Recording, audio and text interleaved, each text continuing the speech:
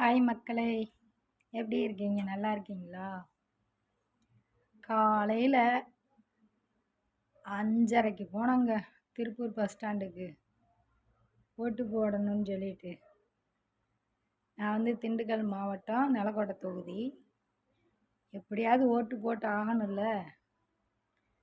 நம்ம அண்ணனுக்கு ஒரு வாய்ப்ப குடுக்கணும்ல அப்படின்ட்டு 5:30க்கெல்லாம் பஸ் ஸ்டாண்ட் போயிட்டோம்.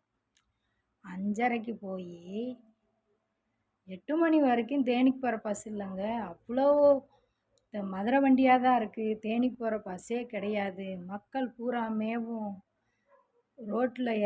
ரோட்டில் நின்று பிரச்சாரம் பண்ண ஆரம்பிச்சிட்டாங்க. என்னங்க ஒரு நியாயம்? 500 பஸ்ஸு விடுறேன்னு சொல்லி திருப்பூருக்கு அட்வான்ஸாக 500 பஸ்ஸு விடுறேன்னு சொன்னவங்க பஸ்ஸே விடலைங்க.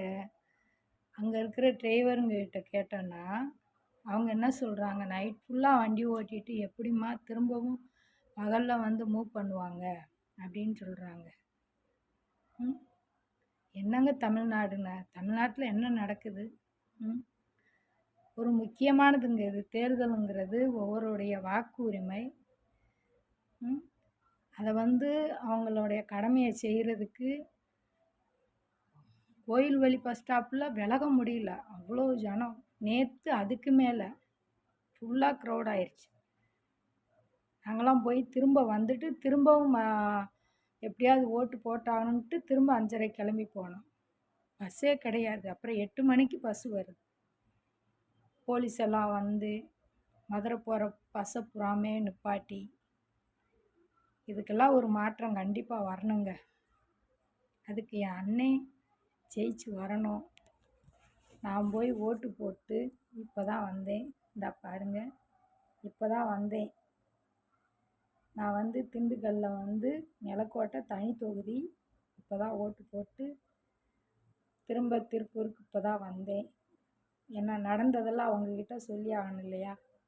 அதனால் நீங்களும் ஓட்டு போட்டிருக்கீங்கன்னா எனக்கு கமெண்ட் பண்ணுங்கள். நான் என் அண்ணாவுக்கு ஓட்டு போட்டிருக்கேன். ஓகேங்களா? நீங்கள் யாருக்கு ஓட்டு போட்டிருக்கீங்க? ஒரு நல்லாட்சி வரணும்னு நீங்கள் நினச்சிங்கன்னா உங்கள் மனசுலையும் தோணும்ல, யாருக்கு ஓட்டு போட்டிருக்கீங்கன்னு. எனக்கு நம்பிக்கை இருக்குது. என் அண்ணன் வருவாருங்கிற நம்பிக்கை எனக்கு இருக்குது. நான் போட்டிருக்கேன்.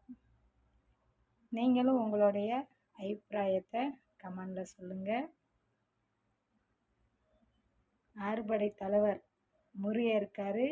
என் அண்ணனுக்கு பிரச்சாரம் பண்ணையில் என் அண்ணனுக்கு வேல் கொடுத்தவர்.